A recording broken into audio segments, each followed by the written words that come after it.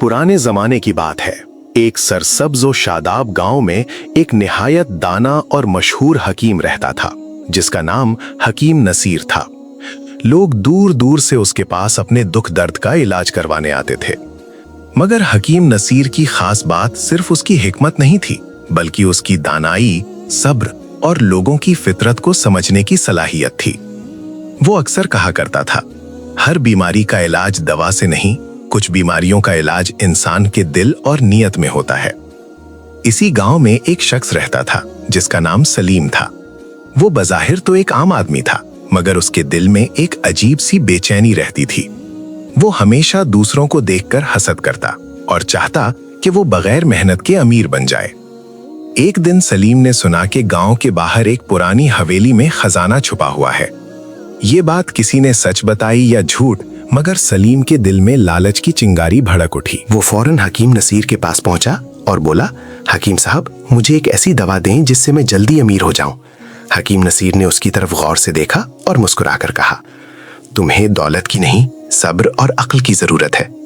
मगर सलीम ने जिद की, नहीं, मुझे बस कोई ऐसा तरीका बताएं जिससे मैं जल्दी कामयाब हो जाऊं।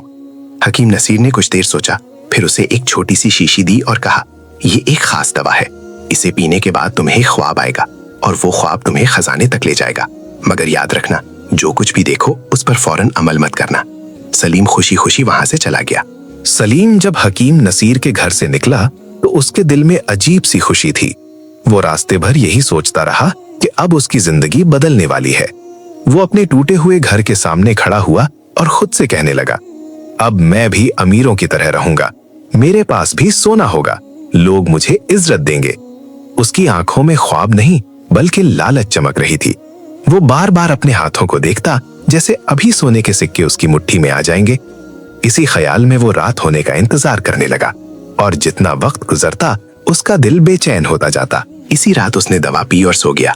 कुछ देर बाद उसे ख्वाब आया कि वो एक घने जंगल में खड़ा है और एक आवाज उसे बुला रही है, अगर तुम खजाना चाहते हो तो सब कुछ कुर्बान करना होगा। अगले दिन सलीम ने ख्वाब को सच मान लिया और जंगल की तरफ निकल पड़ा।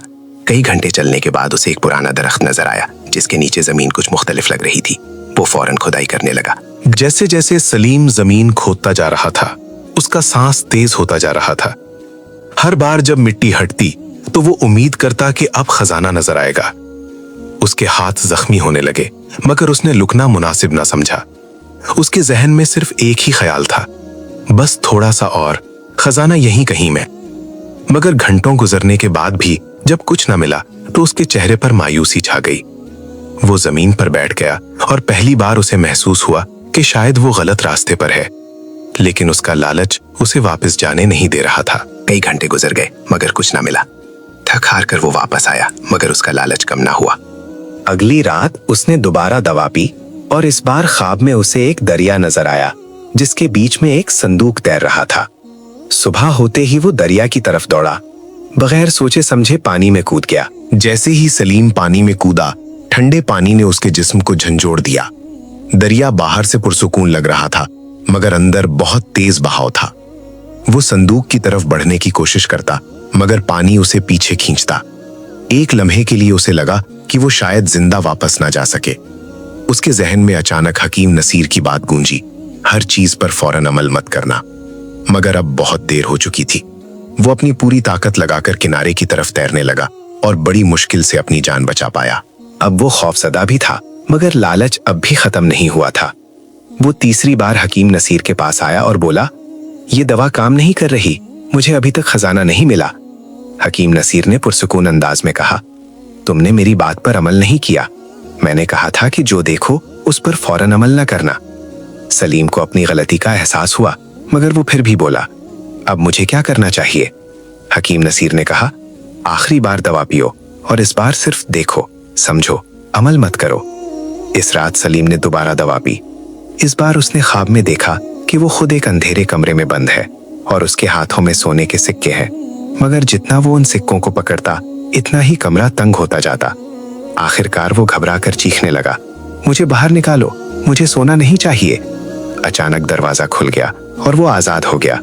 सुबह जब सलीम की आंख खुली तो वो कुछ देर तक खामोश बैठा रहा।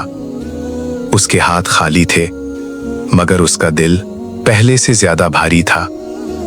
उसने आहिस्ता से खुद से कहा, मैं सोना ढूंढ रहा था, लेकिन मैं खुद अंधेरे में खो गया था। उसकी आंखों में नमी आ गई। पहली बार उसे अपने लालच पर शर्मिंदगी महसूस हुई। वो उठा और सीधा हकीम नसीर के पास जाने का फैसला किया।